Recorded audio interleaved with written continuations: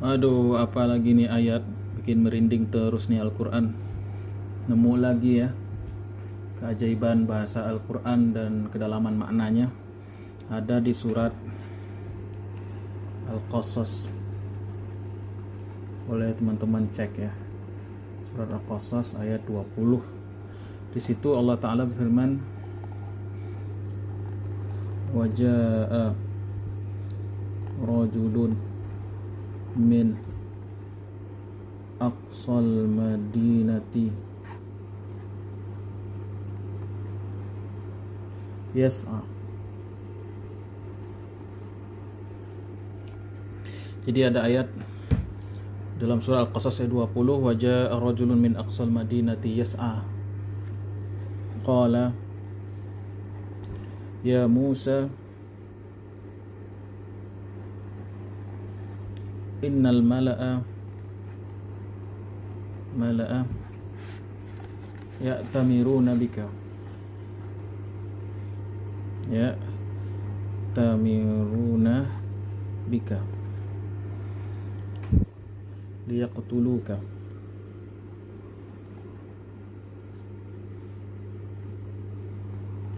fakhruj inni laka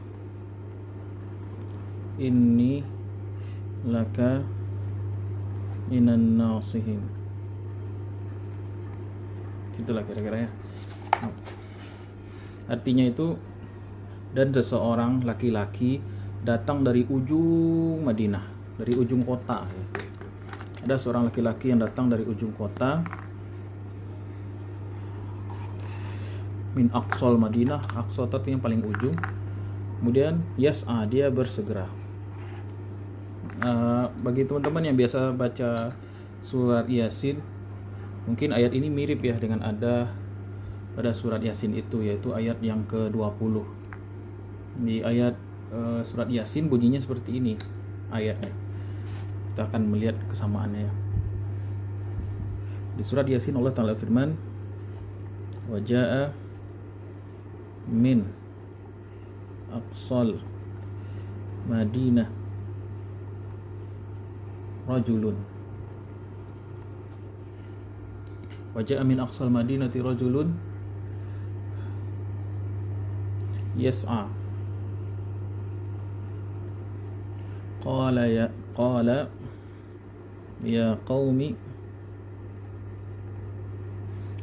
qaumi ittabi'u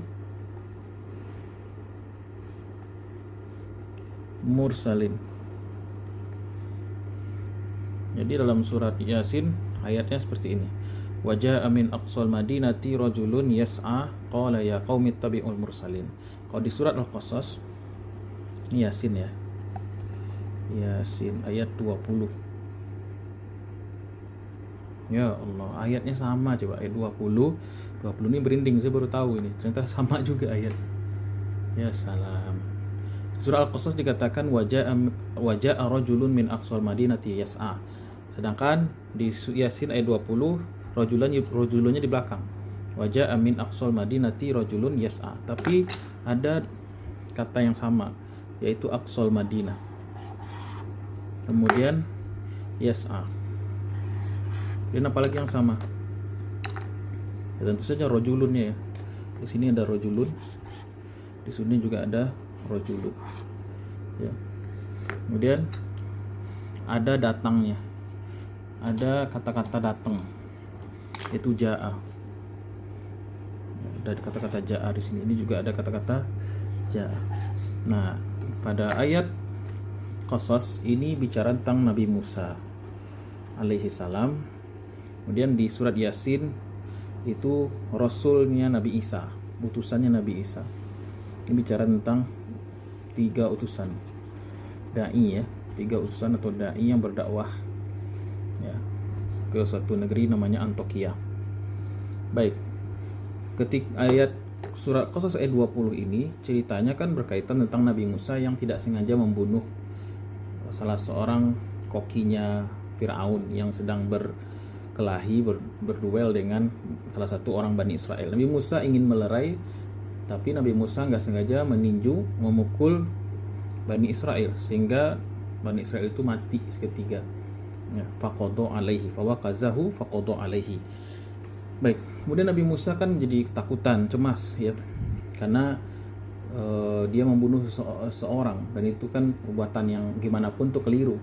Maka Nabi Musa bertaubat, namun karena statusnya Nabi Musa ini baru saja diusir dari istana Fir'aun, kemudian Nabi Musa itu dari kalangan Bani Israel, sedangkan yang terbunuh ini orang pentingnya Fir'aun, maka maka Nabi Musa akan dicari oleh seluruh aparat dan diperintahkan oleh Fir'aun untuk mengejar Nabi Musa, untuk ditangkap gitu kan. Maka Nabi Musa tadinya tidak tahu itu, bahwasanya beliau akan ditangkap. Tapi ada seseorang, namanya tidak disebutkan, rojulun aja, rojulun. Dalam Quran tidak disebutkan namanya secara spesifik. Seseorang ini ternyata orang dalam atau orang yang bekerja di lingkungan istana Fir'aun. Dengan bergegas dan bersegera dari ujung negeri, wajah rojulun min aqsal Madinah. Begitu dia tahu informasi bahwasanya Nabi Musa dalam keadaan bahaya karena akan segera ditangkap oleh Firaun dan bala tentaranya, dia mendatangi Nabi Musa. Wajah ini kan datang. Siapa yang datang? Laki-laki ini. Laki datang kepada Nabi Musa alaihissalam yang berada di ujung kota Memphis ya waktu itu ya namanya. Yas'a, dia bersegera. Kemudian dia berkata pada Nabi Musa, ya Musa, qala ya Musa innal mala'a, sungguhnya aparat pejabat istana ya'tamiruna bika, mereka bermusyawarah dan sepakat untuk menangkap engkau, liyaqtuluka, untuk membunuhmu, menghukum matimu. Kata orang ini, fakhruj inni laka minan nasihin, keluarlah segera, keluarlah engkau dari Mesir segera, aku termasuk orang-orang yang tulus menasihatimu. Ya. Kalau di surat Yasin, Allah katakan wajah amin aqsal Madinah rajul, ini kisah 3 orang dai, ya Shadiq, Masduq dan Syam'un kalau tidak salah nama dai, utusan dari Nabi Isa alaihissalam berdakwah di negeri Antokia. Cuman ketika mereka berdakwah tidak diterima oleh negeri Antokia itu, rajanya, rakyatnya semuanya tidak menerima, terutama rajanya. Kemudian mereka akan dihukum mati, sudah ditangkap di istana. Cuman ada seorang yang tadinya masuk Islam, usianya sudah tua, namanya Habib An-Najjar, disebutkan namanya Habib An-Najjar. Ini terkenal sekali kisahnya ini. Kemudian Allah Ta'ala menjelaskan bagaimana dia membela 3 orang da'i atau utusan Allah ini. Allah sebutkan dari ayat yang 20, wajah amin aqsal madinati rajulun yas'a, dan seorang laki-laki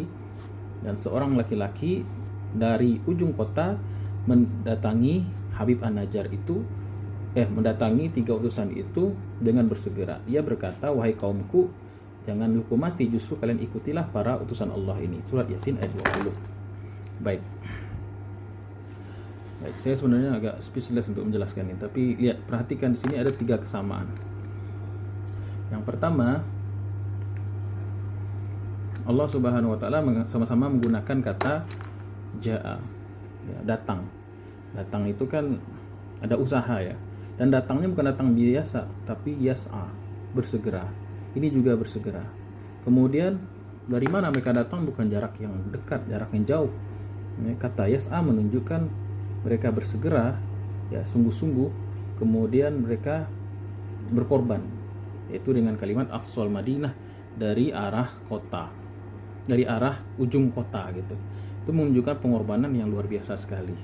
Nah, ayat ini menunjukkan bahwasanya betapa cintanya dan senangnya Allah pada orang-orang yang bergegas dalam kebaikan dan berkorban di dalam membantu perjuangan para dai, para nabi, para utusan Allah, para dai ya, semampu yang ia bisa. Ya. Karena Allah SWT bisa saja cuma mengatakan ja'a rojulun, nggak perlu pakai embel-embel yas'a atau min aqsal Madinah. Ja'a rojulun, seorang datang. Tapi Allah kan nggak berfirman seperti itu. Allah mengatakan ja'a rojulun min aqsal Madinah, wa ja'a min aqsal Madinah rojulun yas'a. Ya. Jadi Allah Subhanahu wa taala dari 2 ayat ini mengajarkan kita makna bersegera, berkontribusi dalam dakwah itu hal yang disenangi oleh Allah Subhanahu wa taala. Baik, yang kedua, kenapa nama mereka tidak disebutkan secara eksplisit? baik di surat Qasas maupun di surat Yasin. Kenapa tidak sebutkan hanya rojulun, ya semacam someone lah, kata bahasa Inggrisnya itu, seseorang itu, someone. Tidak disebutkan siapa. Kalau kita ingin tahu siapa orangnya, ya baca tafsir. Seperti di surat Yasin, tafsirnya itu someone itu, seorang itu Habib An-Najjar namanya, yang masuk tua di usia yang sudah renta juga, udah tua juga. Kemudian di surat Qasas kita buka tafsir Al-Qurtubi, nama orang tersebut adalah Hizkiel. Ada yang mengatakan Syamun, ada yang mengatakan Talut dan lain sebagainya. Ada yang mengatakan Syamaan, macam-macam. Tapi apa hikmahnya? Kenapa Allah SWT tidak menyebutkan nama seseorang di dalam Al-Quran secara eksplisit? Di antaranya ialah hikmahnya pertama, agar kita sadar bahwa di setiap perjuangan besar itu pasti ada orang-orang di balik layar yang tidak terkenal, namun punya andil yang luar biasa. Ya. Kita kenalnya ya orang yang frontman ya, Nabi Musa, Nabi Isa, Nabi Nuh, Nabi Muhammad SAW. Tapi percayalah, di balik semua perjuangan itu ada orang-orang penting yang tidak Allah sebutkan.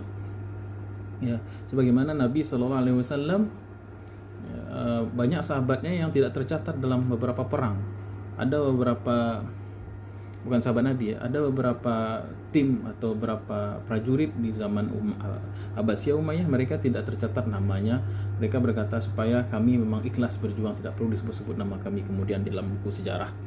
Baik, kemudian yang kedua hikmahnya, kenapa tidak disebutkan nama-nama mereka? Agar kita fokus kepada amal mereka, fokus kepada substansi ayat, bukan kepada siapa dia. Karena Al-Quran secara umum bukan buku sejarah, tetapi dia adalah nilai.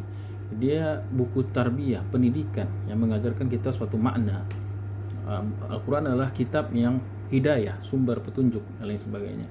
Buat apa kita kenal nama orang, tahun matinya, tahun dia berperang dan lain sebagainya, tapi kita tidak mencontoh pada amalnya. Itulah pembahasan kita, mudah-mudahan bermanfaat. Yuk terus semangat menggali makna-makna Al-Quranul Karim. Wassalamualaikum warahmatullahi wabarakatuh.